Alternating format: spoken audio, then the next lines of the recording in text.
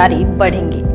गोंड जनजाति विश्व के सबसे बड़े आदिवासी समूहों में से एक है। यह भारत की सबसे बड़ी जनजाति है।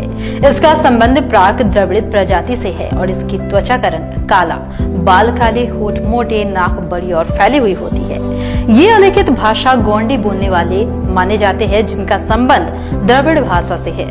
गोंड समुदाय भारत की एक प्रमुख जातीय समुदाय है। भारत के कटी प्रदेश, विंध्य पर्वत, सिवान, सतपुरा, पठार, छत्तीसगढ़ मैदान में दक्षिण तथा दक्षिण पश्चिम में गोदावरी नदी तक फैले हुए पहाड़ों और जंगलों में रहने वाली ऑस्ट्रेलॉयड नस्ल और फिर द्रविड़ परिवार की एक जनजाति है, जो संभवतः 5वीं-6वीं शताब्दी में दक्षिण से गोदावरी के तट को पकड़कर मध्य भारत के पहाड़ों में फैल गई। आज भी मोदियाल गोंड जैसे समूह है, जो गोंडों की जातीय भाषा गोंडी है, जो कि द्रविड़ परिवार की है और तेलुगु, कन्नड़, तमिल से संबंधित है।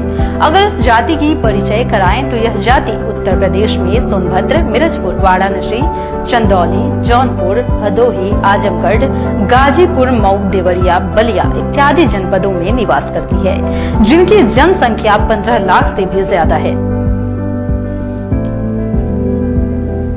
गोंडों का प्रदेश गोंडवाना के नाम से भी प्रसिद्ध है, जहां 15वीं तथा 17वीं शताब्दी राजा गोंड राजवंशों के शासन स्थापित थे। किंतु गोंडों की छिटपुट आबादी समस्त मध्य प्रदेश में है। उड़ीसा, आंध्र और बिहार राज्यों से प्रत्येक में से 2 से लेकर 4 लाख तक गोंड है। वास्तव में गोंडों को शुद्ध रूप से एक जनजाति कहना कठिन है। इनके विभिन्न समूह सभ्यता के विभिन्न स्तरों पर हैं और धर्म, भाषा और वेशभूषा संबंधी एकता भी उनमें नहीं है, और न ही कोई ऐसा जनजातीय संगठन है जो सब गोंडों को एकता के सूत्र में बांधता हो। उदाहरण के तौर पर समझते हैं, राजा गोंड समाज क्षत्रिय है और वे समाज गौड़ से भिन्न है। इनका इतिहास बहुत पुराना और रहस्यमय है और गौरवशाली भी। बताते चले कि राजा गोंड हिंदू धर्म से संबंधित है, वहीं कुछ ने इस्लाम को भी चुना है।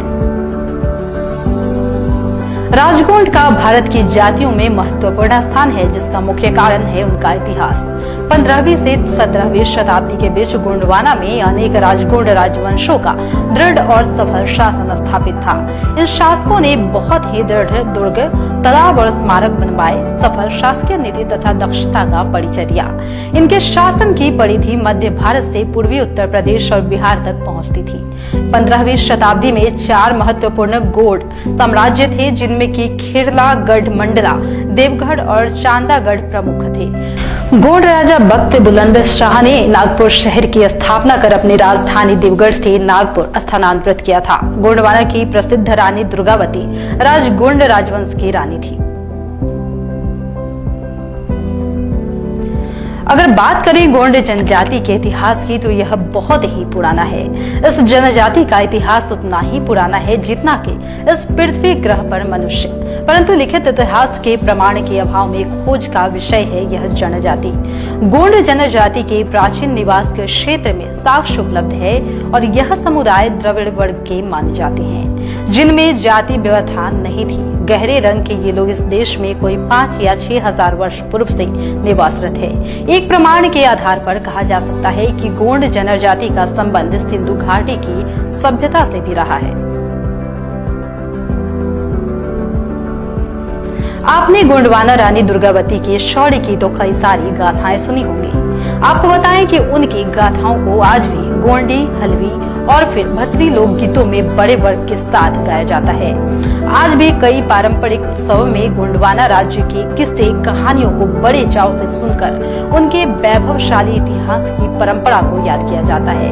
उन्होंने विभिन्न हिस्सों में अपने अपने राज्य विकसित किए, जिसमें से नर्मदा नदी बेसिन पर स्थित गढ़मंगला एक प्रमुख गोंडवाना राज्य रहा है। राजा संग्राम शाह इस साम्राज्य के पराक्रमी राजाओं में से एक थे, जिन्होंने अपने पराक्रम के बल पर राज्य का विस्तार और नए नए किलों का निर्माण किया।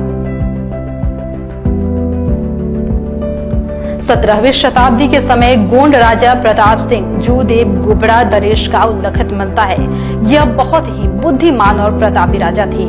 ग्राम गुबड़ा से 2 मील दूर प्रसिद्ध स्थान सिद्ध बाबा मंदिर, जो कि राजा प्रताप सिंह जू ने बनवाया था, यहाँ पर आज भी 15 जनवरी को बहुत बड़ा मेला लगता है। राजा प्रताप सिंह जूदेव ने अपने जीवन में एक बहुत बड़ा अखिल भारतीय राजगोंडा क्षत्रिय सभा का सम्मेलन सिहोरा बखल में करवाया था, जिसमें 30,000 राजगोंडा उपस्थित हुए और यह बहुत बड़ा